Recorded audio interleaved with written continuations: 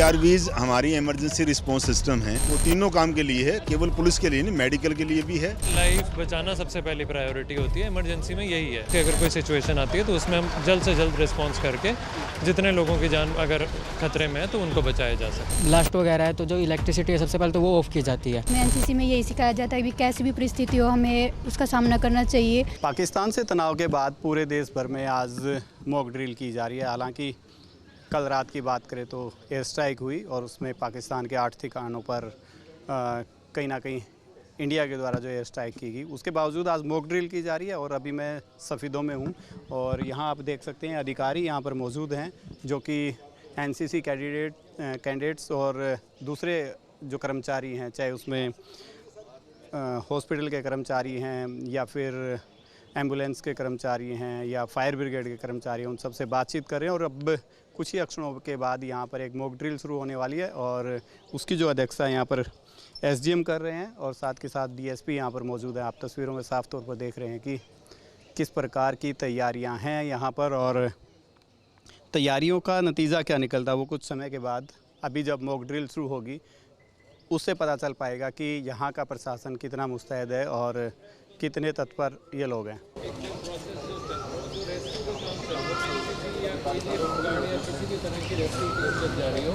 या हमारे जो पेशेंट को लेके आ रही हो तो उसमें थोड़ा अवरोध उत्पन्न ना करें, तो उसमें थोड़ा आप थोड़ा दूर से ही जी क्योंकि रेस्क्यू ऑपरेशन में थोड़ा दूर से ही आपको रखें। Okay sir.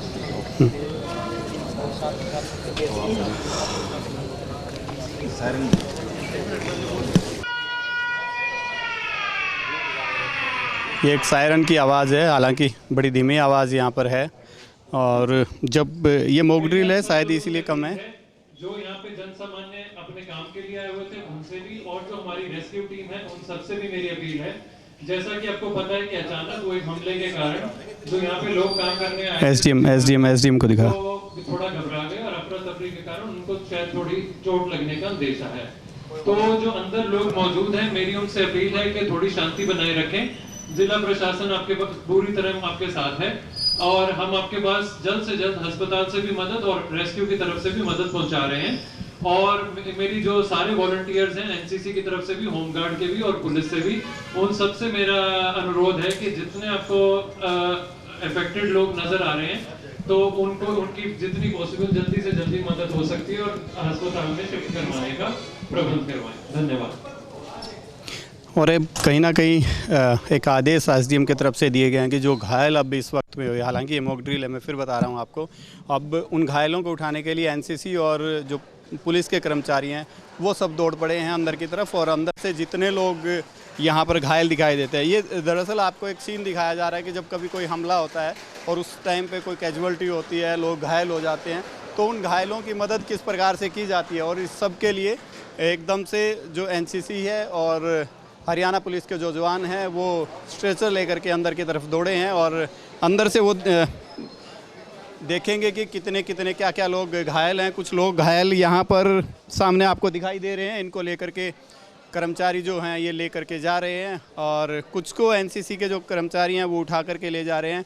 सामने आप उधर देख सकते हैं कि एम्बुलेंस तैयार है पर घायलों की संख्या भी काफ़ी ज़्यादा है, तो ऐसे में उन सबको सुरक्षित पहुंचाने के लिए प्रयास किए जा रहे हैं, उन सबको लेकर के जाया जा रहा है। और सामने आप देख सकते हैं कि एम्बुलेंस यहाँ पर मौजूद है, हालांकि घायल बहुत ज़्यादा और एम्बुलेंस की संख्या कम है कि एम्बुलेंस है, लेकिन फिर मैं आपको बता रहा हूँ मॉक ड्रिल है तो ऐसे में ये एक सीख दी जा रही है कैसे किया जा सकता है। लेकिन मॉक ड्रिल में भी आप देखोगे तो जो एम्बुलेंस है वो सिर्फ एक एम्बुलेंस यहाँ पर है और स्ट्रेचर पर आने वाले लोगों की संख्या ज़्यादा है। घायलों की जो संख्या है वो लगातार बढ़ रही है। इधर से आप देखेंगे कि और भी घायलों को एम्बुलेंस के अंदर ले जाया जा रहा है और तस्वीरों में साफ तौर पर आप देख सकते हैं कि अधिकारी यहाँ पर मौके पर मौजूद हैं, थाना प्रभारी से लेकर के DSP से लेकर के और SDM, वो सभी प्रयास कर रहे हैं कि जो लोग यहाँ पर घायल हैं उनको किस प्रकार बचाया जा सकता है और ज़्यादा से ज़्यादा जल्दी से जल्दी इनको किस प्रकार। अगर मैं दूसरी तरफ की तस्वीरें मनीष दिखाएं तो यहाँ पर फायर ब्रिगेड की गाड़ी भी आपको सामने खड़ी दिखाई दे रही होगी, क्योंकि जो फायर ब्रिगेड है कोई भी ऐसी घटना हो जाए आग लगने जैसी, उसके लिए भी फायर ब्रिगेड बुलाई गई है। लेकिन यहाँ मॉक ड्रिल में अभी एक बार एम्बुलेंस के द्वारा किस प्रकार से घायलों को ले जाया जाता है वो यहाँ पे मॉक ड्रिल में किया गया है। और एम्बुलेंस जो घायल है उनको लेकर के यहाँ से निकल गई है। एक दूसरी एम्बुलेंस भी यहाँ पर खड़ी है, कुछ लोगों को उस एम्बुलेंस में भी बैठाया जा रहा है। और जो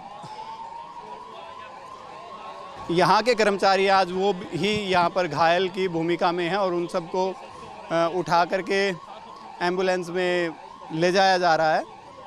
आप तस्वीरों में साफ तौर पर देख सकते हैं कि मॉक ड्रिल में फटाफट किस प्रकार से कर्मचारियों को दिखाया गया। इधर भी कुछ लोगों को उठा करके ले जाया जा रहा है। भले ही ये जो लोग हैं हंसते हुए जा रहे हैं, पर ये मॉक ड्रिल है तो ऐसे में ये लोग इसको एंजॉय भी कह सकते हैं, कर सकते हैं। पर एक सीख है लोगों के लिए कि जब इस प्रकार की स्थिति होगी तब उस स्थिति में वो लोग क्या करें, किस प्रकार से बचाव कार्य किए जा सकते हैं और उस समय पे अधिकारियों की क्या ड्यूटी रहती है, आम किस प्रकार की ड्यूटी बरते और बाकी कर्मचारी जो प्रशासनिक कर्मचारी हैं, चाहे वो हॉस्पिटल के लोग हैं, दूसरे लोग हैं, वो सारे लोग किस प्रकार से अपनी ड्यूटी निभाएंगे, ये सब आज यहाँ पर दिखाया गया है। और शायद अभी भी एक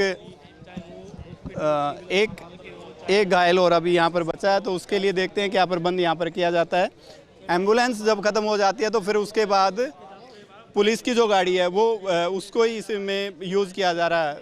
डायल 112 की गाड़ी के द्वारा ही उनको ले जाया जा रहा है। कुल मिलाकर के ये कह सकते हैं कि प्रबंध काफ़ी सारे रखे जाते हैं प्रशासन के द्वारा, चाहे उसमें एम्बुलेंस हो।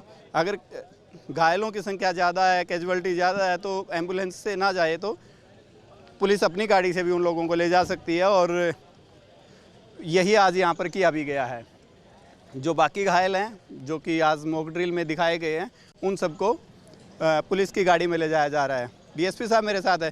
डीएसपी साहब, जिस प्रकार से एम्बुलेंस कम पड़ गई तो पुलिस की गाड़ी का प्रयोग नहीं, ERVs आ गई, बिल्कुल हाँ, हमारी ERVs है, तो ये ERVs लेके आओ फटाफट। तो ये भी एक हो सकता है कि कई बार एम्बुलेंस अगर ख़त्म हो जाए तो कोई भी गाड़ी का यूज़ किया जाता है। ERVs हमारी इमरजेंसी रिस्पॉन्स सिस्टम है और वो व्हीकल हैं इसी काम के लिए, वो तीनों काम के लिए है, केवल पुलिस के लिए नहीं, मेडिकल के लिए भी है और इमरजेंसी सभी सर्विसेज प्रोवाइड करती है पुलिस। पर सर, ऐसी परिस्थिति में हो भी सकता है कि कई बार एम्बुलेंस कम पड़ जाए, दूसरे तो कोई भी गाड़ी मिले, घायल को पहुंचाना ही अपना। वो तो हमारी प्रायोरिटी है। लाइफ बचाना सबसे पहली प्रायोरिटी होती है इमरजेंसी में, यही है।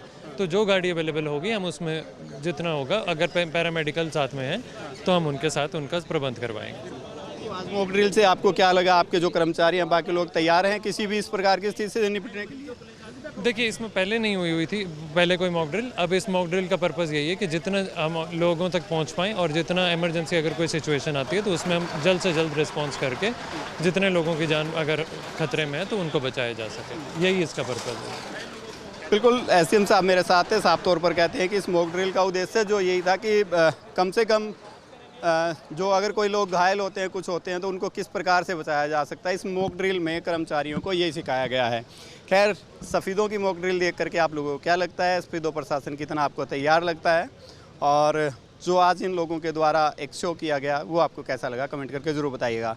और हाँ, जिस प्रकार से आपने विजुअल्स देखे हैं, हो सकता है क्योंकि पाकिस्तान के साथ जिस प्रकार से आज टकराव की स्थिति है, टकराव शुरू हो गया है, ऐसे में कोई भी परिस्थिति हो सकती है, तो ऐसे में लोगों को ये वीडियो ज़रूर देख लेनी चाहिए और एक दूसरे की मदद करें। हाँ, शाम के वक्त 7 बजे का समय रखा गया है, जब पूरा ब्लैकआउट होगा, उसमें भी प्रशासन लोगों से उम्मीद करता है कि वो सारी के सारे लोग अपनी अपनी लाइटें बंद रखें ताकि उस प्रकार का जो एक ट्रायल किया जा रहा है वो सक्सेस रहे। कुछ NCC के जो कैडेट्स हैं वो मेरे साथ मौजूद हैं, क्योंकि NCC को ऐसे मौके पर यूज़ किया जाता है, यानी कि स्टूडेंट्स भी जब ज़रूरत पड़ती है तो उनको इन ऐसे मौक़ों के लिए यूज़ किया जाता है। आज जब मॉक ड्रिल थी, मॉक ड्रिल के दौरान इन बच्चों ने क्या सीखा और अगर इनसे कोई मदद की ज़रूरत होगी तो ये किस प्रकार से करेंगे, मैं इनसे जानने की कोशिश करूँगा। आज कैसा रहा आप लोगों का एक्सपीरियंस? सर, एक्सपीरियंस हमारा बहुत अच्छा रहा। आज हमको निर्देश मिले थे कि इस बिल्डिंग में एक टेररिस्ट अटैक हुआ है और यहाँ पे अभी भगदड़ की सिचुएशन बन गई है क्योंकि टेररिस्ट अटैक हुआ था। तो हमने क्या किया, गए इसके अंदर, काम रहे और अपना जो भी पीड़ित लोग थे उनकी मदद की। उनको हमने स्ट्रेच करके लेके आए, जिसको हाथ से ज़रूरत थी हाथ से लेके आए, जिसको व्हीलचेयर की ज़रूरत थी उसको वैसे उसी तरीके से लेके आए और हमने सबकी मदद की। उनको काम एंड कंपोज किया, उनको चिंता से दूर किया और आराम से लेके एम्बुलेंस में बैठा दिया। हमने ये चीज़ें सीखी आज। तो क्या आप लोगों को पहले भी इस प्रकार की ट्रेनिंग दी जाती है? हाँ, हमारे जो NCC कैंप्स होते हैं में उनको फर्स्ट एड की ट्रेनिंग मिलती है और अन्य ट्रेनिंग मिलती है जैसे अगर किसी का हाथ वगैरह टूटा हुआ ब्लीडिंग हो रही है तो कैसे बांधना है, कैसे फ्रैक्चर की सिचुएशन में उसको ठीक करना है, ये चीज़ें हमको एनसीसी कैंप्स में सिखाई जाती है। जब कोई ब्लास्ट की स्थिति होती है तब क्या बताया गया कि कोई घायल है ब्लास्ट में, तो उसके लिए क्या कुछ ट्रीटमेंट है? सर अगर मान लो कोई ब्लास्ट वगैरह है तो जो इलेक्ट्रिसिटी है सबसे पहले तो वो ऑफ़ की जाती है, जिससे वो ब्लास्ट ज़्यादा ना फैले, आग ना लगे। और अन्य चीज़ें जो लोगों को है हमको सिखाई जाती है कि अगर कहीं भी इलेक्ट्रिक वो है तो हम हमेशा CO2 जो एक्सटिंग्विशर होता है, फायर एक्सटिंग्विशर, उसका यूज करें, पानी का यूज ना करें, क्योंकि पानी से वो फिर और फैलेगी। ये जो सामान्य बात है ये हमको सिखाई जाती है। ठीक है, कुछ लड़कियां भी हैं यहाँ पर, इनसे भी पूछेंगे। गरिमा, आपने क्या सीखा आज? सर जैसे कि अटैक होता है हमें क्या क्या करना चाहिए? सीखा क्या, मैं ये जानना चाहूँगा कि आप लोगों को जो सिखाया गया था आपकी एनसीसी में, क्या आज वो सही में काम आया? यस सर, हमें एनसीसी में यही सिखाया जाता है कि कैसी भी परिस्थिति हो हमें उसका सामना करना चाहिए। और आज यहाँ जैसे एक टेररिस्ट अटैक के जैसे हुआ था और हमने यहाँ पे लोगों की हेल्प करना सीखा, और यहाँ पर इंजर्ड व्यक्ति थे उनको फर्स्ट एड करवाया। और कामयाब रहे आप लोग? कितने लोगों को बचाया आज आप लोगों ने?